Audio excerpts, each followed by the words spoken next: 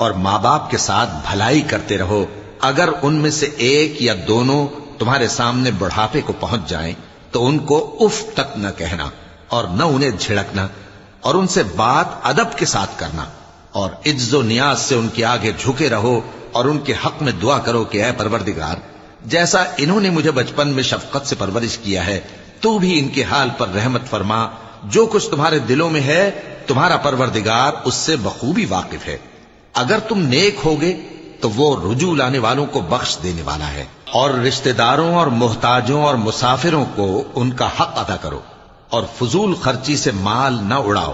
کہ فضول خرچی کرنے والے تو شیطان کے بھائی ہیں، اور شیطان اپنے پروردگار کی نعمتوں کا کفران کرنے والا یعنی ناشکرا ہے۔ اور اگر تم اپنے پروردگار کی رحمت یعنی فراخ دستی کے انتظار میں جس کی تمہیں امید ہو ان مستحقین کی طرف توجہ نہ کر سکو تو ان سے نرمی سے